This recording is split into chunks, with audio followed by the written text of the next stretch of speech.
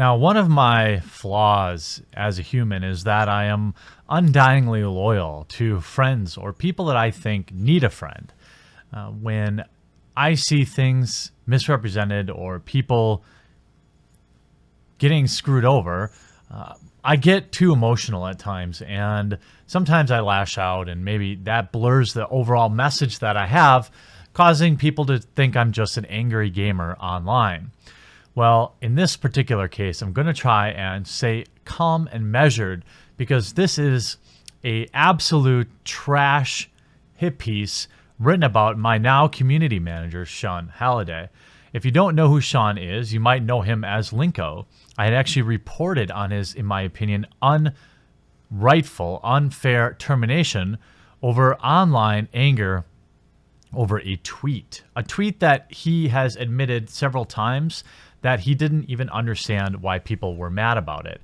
Now, as Sean finds new employment working for exclusivelygames.com and our Indiegogo is starting to gain some traction, now all of a sudden it seems like a convenient time for Eurogamer to release what appears to be one of the biggest pieces of trash I've ever read. There are several pieces in this article that are just flat out incorrect. There is misrepresentation of what Sean told this author directly, and this is a classic case of why Exclusively Games needs to happen. I want to look at this article, and I'm going to leave a link to the archive in the description. Troubling tweets. I fired CD Projekt Red employee and the specter of Gamergate. So first of all, Sean was an employee of GOG.com, not CD Projekt Red. So you couldn't even get your headline correct. Senior staff writer at Eurogamer. Now, I'm not going to go through everything because most of you remember this. Essentially, over his career, Sean had two tweets that got a few SJWs riled up.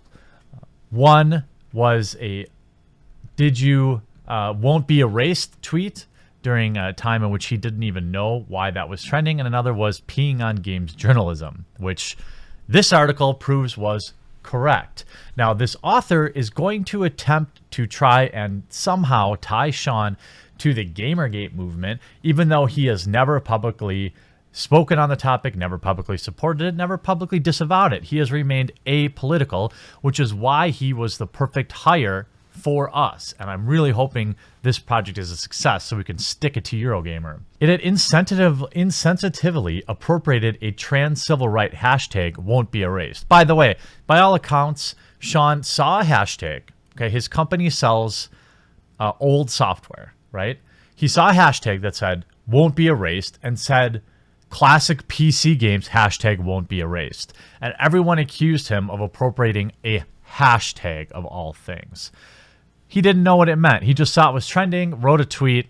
Who knows? If I looked at Twitter right now, I wouldn't understand the deep meaning of half of the trending Twitter topics. And Sean does not have a history of doing anything like this or having any anti-trans opinions or anything like that. So why would you disingenuously present it that way? Oh yeah, I know why. God quickly deleted the tweet. Blah, blah, blah. He then interviews. He sets up an interview with Sean, by the way.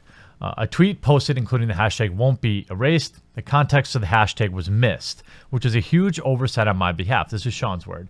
After coming to understand the hashtag and the importance of what it represents, the tweet was promptly deleted. Please allow me to apologize profusely for the offense the tweet caused. This was not the intention of the tweet by any means, nor was there any ill will intended. Now, this is an apology that Sean wrote, but his bosses did not let him post. I empathize and strongly support LGBTQ folks and all walks of life. Video games are for everyone, regardless of race, gender, sexuality, ability, or religion. It's a mistake that has cost me an incredible amount. Everyone has the right to exist and live, and it was a shameful mistake. To make light of this, I will do better. But Halliday wasn't allowed to use this tweet. He tried repeatedly, but his manager said no. We are not apologizing for this, Halliday was apparently told. And his manager wrote the GOG response instead, minutes after he fired Halliday. I'll be honest with you, Halliday says. As soon as I saw them coming towards me and asked me to go in a room, I was like, I'm screwed. I hadn't slept the day before, and I'd been working 10 plus years to get a job like this, and I was enjoying it. and I'd only had praise. All I can remember is the manager sat there and went, "We're parting ways with you." The only reason he gave was, "It's gotten too much." At the time, I couldn't say anything. I'm not going to lie. I broke down a little bit. I wasn't crying, but you know when you feel yourself about to cry? I was trying to keep it all in, trying my hardest not to speak too much because I felt a lump in my throat. So I couldn't really argue with him. Then he sent the internal email out to everybody. By the way, this is an out of context picture in which he styled his hair like that as a joke. But, you know, what does he care? Most real journalists will ask you for a picture rather than scour your Twitter or Instagram and steal one. But, you know, this guy's not a real journalist anyway. Sean was phoning his parents to tell him the dream was over after only 6 months. I had to tell them straight away. He said, "I don't know what happened, but for 35, 40 minutes, I just broke down sobbing. It was horrendous. My dad was super worried. He wanted me to fly back that night because he was worried that I would do something stupid. And I'm not going to lie, the thought does come into your head. You're just in a one-room apartment in a gray building, and I don't know anyone here for the most part. My girlfriend lives in some other city I can't pronounce, which is 2 hours on the train. You just sat there with your thoughts. You don't want to play games. You can't go on the internet because everyone's talking about you. You're just not in the mood. I broke down for a few days." Time passed, and for nearly 6 weeks, Sean Halliday had been moping around the city, which he said that was funny because that's not really how he described it, with no money to spend, if any friends to call on. He was fired on the 23rd of October, but hasn't been able to talk until now. Finally, last Friday, he flew back home to his parents' house in Newcastle, leaving his dream job and girlfriend behind. I would argue that maybe he's in his dream job now. For a while, it had been going right. Halliday had been hired in early 2008, blah, blah, blah. Okay, let's not go through this. One of the most effective ways he did this was piggybacking trending Twitter hashtags. Remember the Halloween costume is sexy plus your biggest fear meme? Halliday piggybacked it on GOG. Sexy DRM, he wrote, on a rather inspired one, on GOG's founding credo of never caging games and digital rights management DRM software. He even found a way to join in with National Farmers Day using a GIF of Diablo 2's famous secret cow level. So again, this author now knows that this is part of what Sean does. He uses trending hashtags. This is just marketing 101. This isn't nefarious. He just accidentally picked the wrong one where the hate mob got him fired. Now they go back. Here's where the editorial begins. Incident 1, the Postal 2 tweet. If you remember, there was a tweet where there's like peeing on a gravestone that said games journalism. And of course, all the game journals, they got outraged because, you know, they're professionals. We're about to see how professional. This was Halliday's fault. It was me who posted the tweet, he admits. It was 5 minutes before a meeting. Halliday was looking for material for a Postal 2 tweet. GOG had just gotten Paradise Lost expansion released 12 years after Postal 2, and developers running with scissors wanted some promotion. Halliday had only been at GOG for a couple of months. But then something caught his eye. The character urinating on a gravestone. Again, part of the game. You don't see anything, just a stream of urine. I was like, this is the most safe for work thing we can find. So he was asked okay. He asked, by the way, if it was okay, and he got the thumbs up. I didn't, he insists, see the gravestone dates at all. The GIF Halliday tweeted, but not the GIF in motion, was a player character urinating on the gravestone belonging to games journalism. The inscription underneath is committed suicide August 28th, 2014. It's the date news stories started appearing about the Gamergate hashtag, which actor Adam Baldwin coined a day before. Then stuff hit the fan. By the way, here's where I want to point something out. I talked to Sean directly, talked to him for about an hour on the phone before this, and it was very easy to talk to him about this. He didn't even see the date on the gravestone, first of all. Second of all, he didn't have any idea what Gamergate even was. He had no idea the date it started either. The only people that know this, heck, I don't even know. Right? So this author, journalist, is saying that Sean knew clearly the day of GG started. He knew this was a GG related GIF, so he must be pro GG. In fact, he's a mastermind of it. It wasn't immediate. Halliday said it took 48 hours for the situation to escalate. Apparently, it wasn't until Zoe Quinn, a nobody, a game developer. She doesn't develop. She just takes people's money. She doesn't develop games. Joined in the backlash with a now deleted tweet. The thunderbolt of realization struck. I looked into it, and that's when I started to learn more about Gamergate, he tells me. And I was like, oh, okay, so we killed the tweet. Totally fine, right? By the way, even if he did know about it and tweeted this, so what? I can promise you he can he can tweet anything he wants on my Twitter account as long as it's not illegal. The original GIF isn't around anymore, so I created my own from the trailer to get a sense of how the gravestone writing is to read. To be fair, the date especially... Oh, it is hard to read, the date especially. But the words game journalism can be made out. Halliday even acknowledged seeing them. So why didn't he give him cause for concern? Why would he be concerned? What, are you a protected class? Because he says he didn't really know what Gamergate was about. I find this hard to believe. Well, yeah, because you weren't going to believe him in the first place, you hack. He's saying he was a community manager in 2018, someone who lives in gaming forums and social media and had no idea of the most infamous movements in gaming in recent years? Yeah, this might surprise you, okay? This might surprise you as a games journalist, but if you walked out on the street and asked 1,000 people if they knew the date Gamergate started, I bet you 0 would know. I bet you could find hundreds of thousands of gamers who have no idea what Gamergate is about. They might know the name, they might know the meme, but they don't know about it. The idea that because you just refuse to believe that he hasn't embroiled himself in the politics of gaming proves just how much of a bubble you live in. And the fact that you would publish this trash, this lie, says all I need to know about modern day games journalism and to fully back the fact that that it's dead until Exclusively Games launches later this month. I even found an E3 2015 article written by Halliday about Anita Sarkeesian and Jonathan McIntosh, two critics repeatedly attacked by Gamergate. And in the article, Halliday seemed to be doing the similar thing. Oh, well, what if we just ask Halliday? What if we just ask Sean what he was talking about? Let's look at this article that the guy dug up from 2015. He's referring to Anita Sarkeesian and Jonathan McIntosh have become a problem.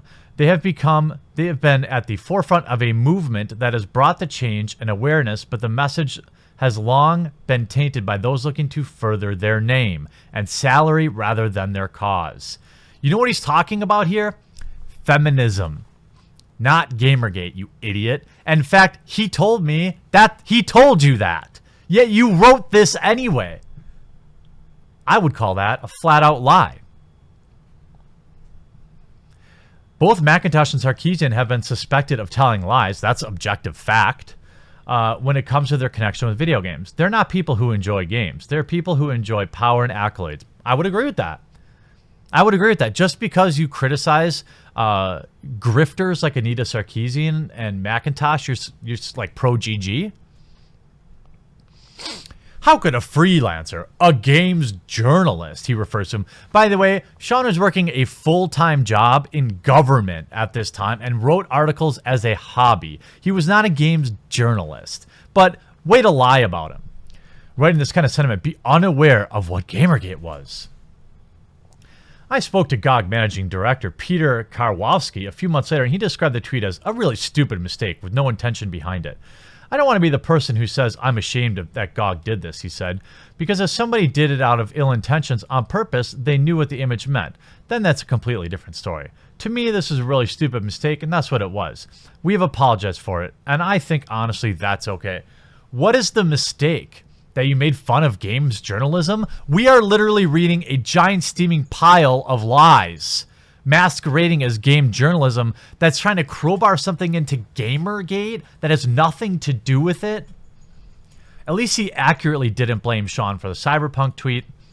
Then he goes on to lay out the won't be erased tweet. Again, he didn't know. When I saw people thought I was attacking transgender people, I had my apology ready because it was straight from the heart, he said. I have no ill will against this community, blah, blah, blah, blah, blah. Various people checking on Halliday. I looked terrible, but it wasn't until after a solitary early evening dinner in the office around 5:45, Halliday sees the ominous sight of his manager's manager, and HR rep walking toward him. It's all over, right? There's another, and then what happens is Reset Era, by the way, another forum, doxed him. People were calling his parents' house. They found the details of my English home, Halliday says, and my dad was ringing me like, I'm getting phone calls from Americans. I don't know if they're all Americans. He's not used to the accents. My dad said one of them just started shouting bigot on the phone. He's a 64-year-old school Geordie. You can hear his age in his voice, shouting bigot and you should be fired down the phone. He was confused.